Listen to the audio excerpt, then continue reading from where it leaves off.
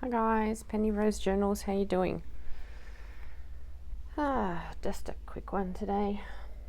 Nothing too dramatic. I was sitting around last night just thinking of something to do. And I started with these. These are the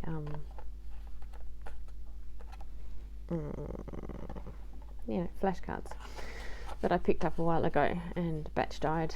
And I just decided to make some button cards out of them. Now I will probably go further with these, maybe do some stamping, I don't know. Probably should have done that before I sewed the buttons if that's the case, but anyway.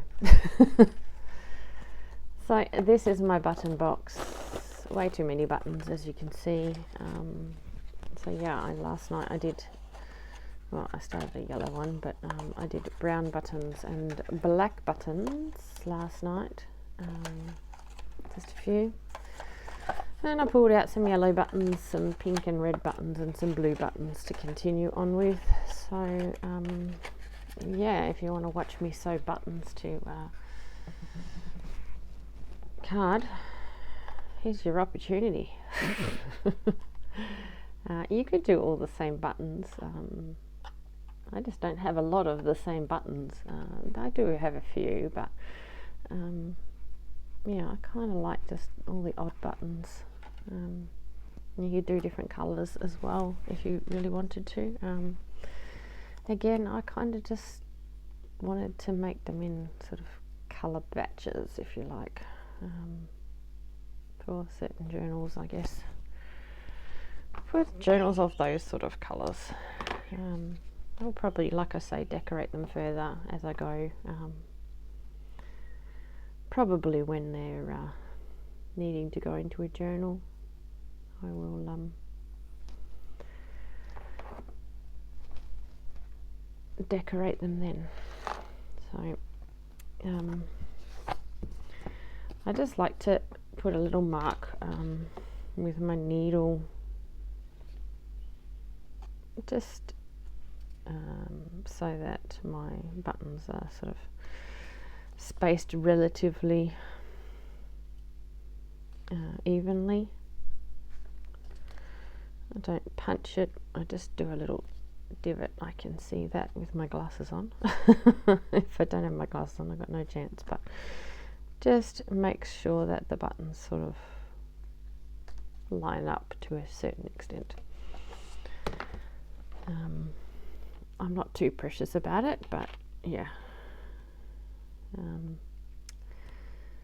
I also change buttons sometimes because my needle doesn't fit through them, and I'm not going to fiddle around changing needles and whatnot. I'm just using a blunt tapestry needle for this. It's perfectly fine for this kind of application.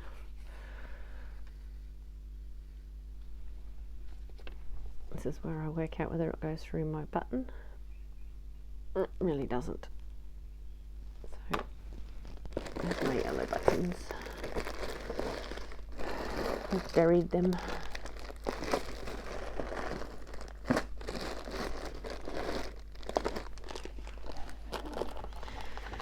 So that one's not going to work. I need a 4-hole button.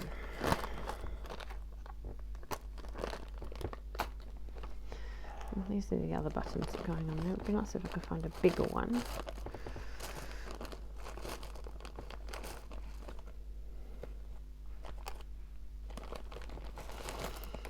Don't have very many big yellow buttons, as you can see. That's kind of pretty. It hasn't got 4 holes though. What else have we got? We can use one of the other 4-holed ones, it's not an issue, but you know how it is. Don't like them.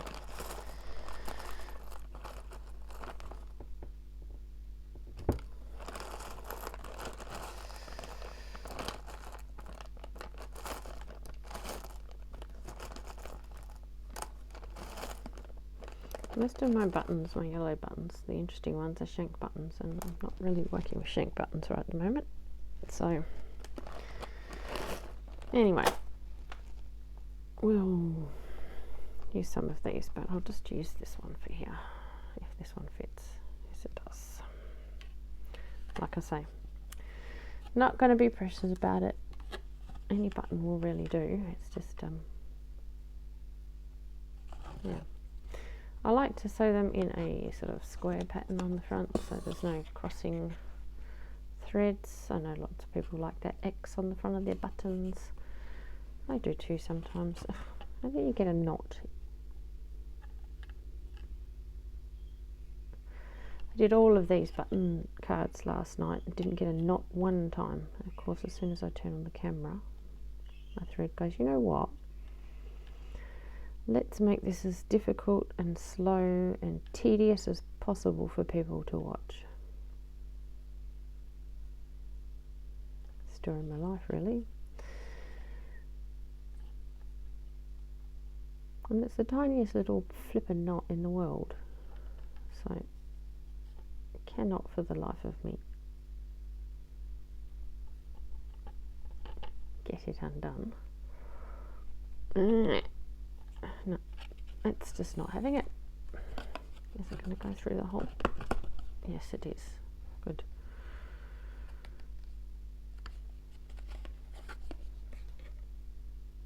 Now I've pulled my thread too far through. God, what a day. Alright, I don't normally knot it right now, but I'm going to pull that all the way back to the knot, so the knot just stays at the back there. Because, wow.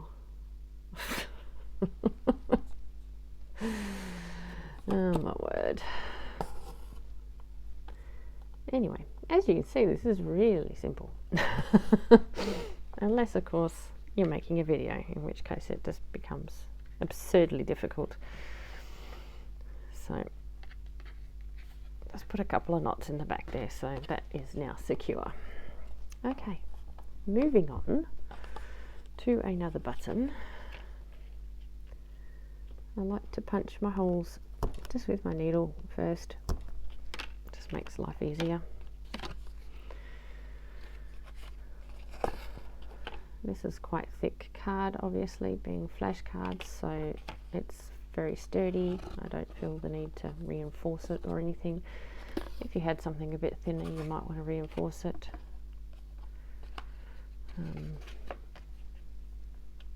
I also like to have, say, a few 4-hole buttons and a few 2-hole buttons, mainly because I've got plenty of each and I just want to use as many as I can.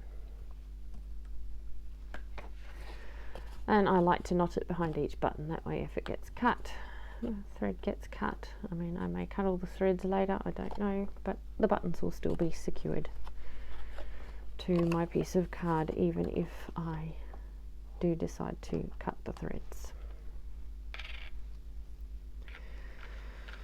Again, it really doesn't matter you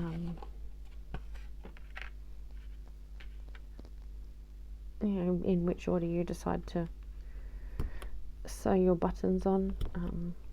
Just whatever's most comfortable for you. If you can actually see what I'm doing. Really. There you go.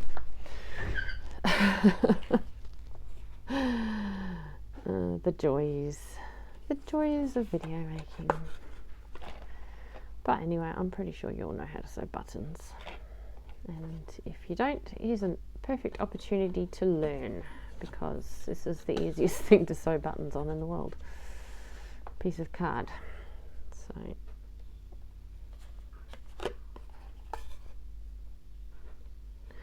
you can sew the buttons on in any formation that grabs your fancy.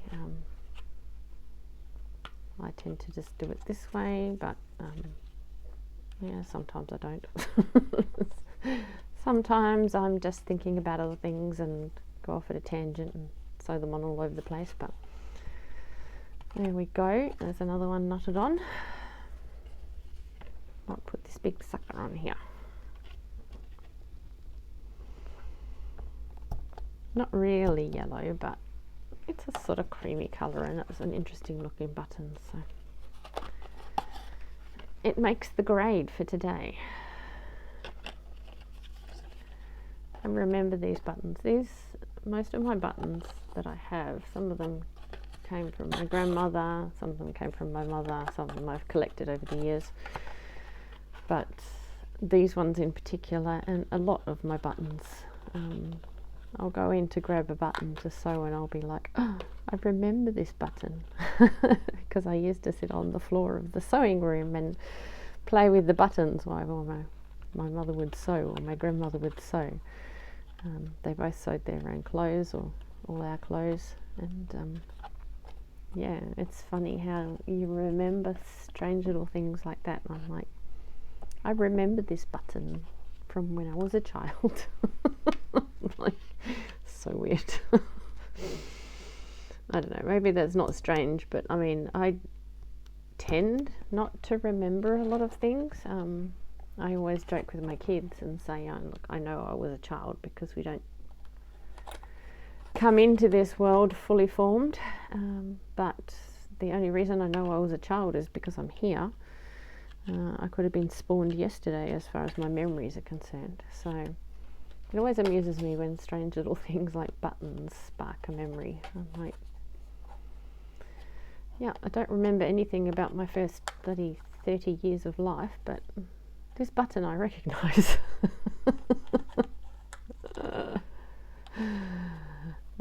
Dear. It's a funny old world. It is in my head anyway. Right, here's our last one. Punch it a couple of holes to go in. Like I say, I'll decorate these cards further, probably closer to the time they're required. But I just felt like this would be a nice thing to have on hand, just sitting in my drawers. Just a button card if you happen to want to have a bit of interesting ephemera. And like I say, because I have secured each of these buttons with a couple of knots, if I choose to cut all these threads off the back, in the end it will the buttons will still be secure on the front. So it's a very fat button, but anyway, sometimes I put fat things in my journals. It's just the way it is. I mean, my journals are fat anyway. You've seen my journals. I get overly excited about putting things in them, so they tend to be big and chunky and, yeah, textural. But like I always say, you can always take things out. If you buy a journal and you don't want all that stuff in it and you don't want the big alligator mouth, you can just take it out and use it for other things. Make other journals and put that ephemera in it and do whatever you like. It's not like you know, once you own something, you can do what you want with it. So clearly I had a love affair with these buttons because the other ones I've got these buttons on as well. So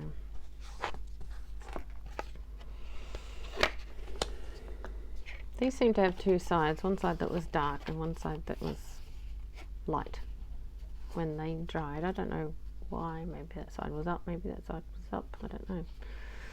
And this side seems a bit glossier than this side, so I like to put them on the dark side for whatever reason. No reason, actually. None whatsoever. I'm just that way inclined. It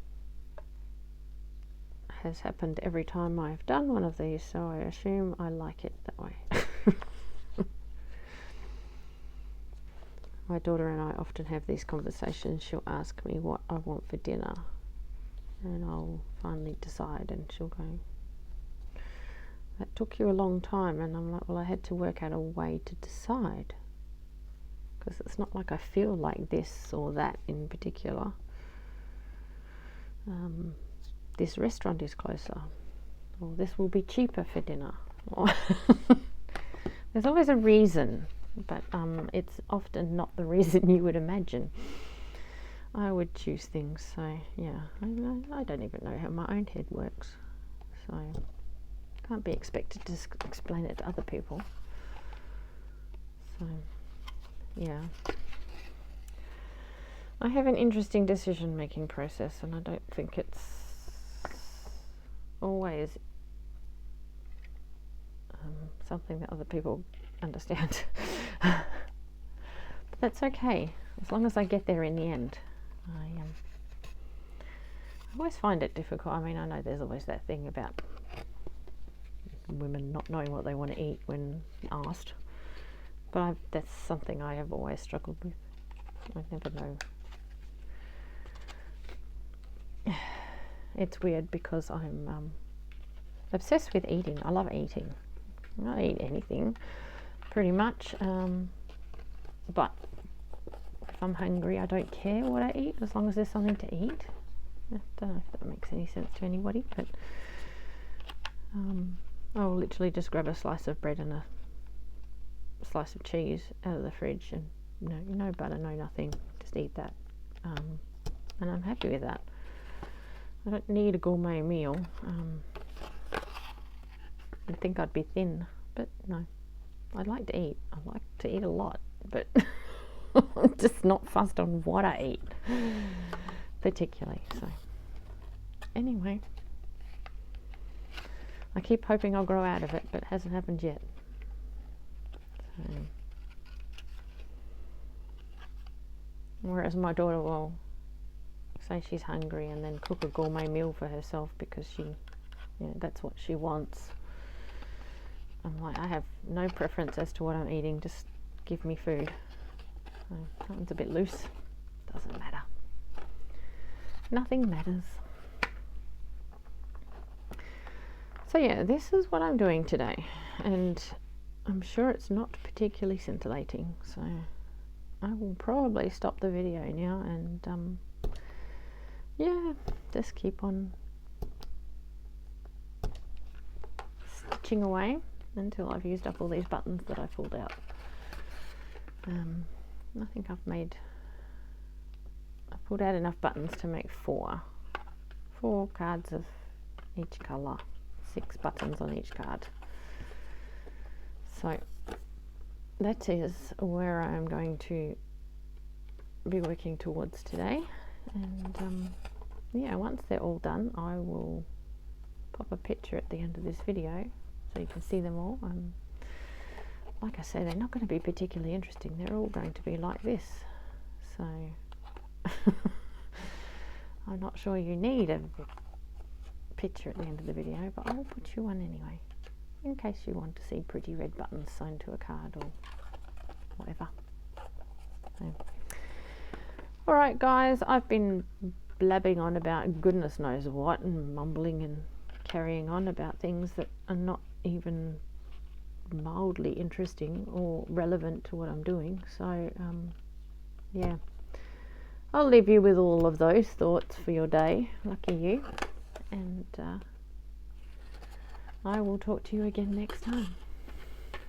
Bye.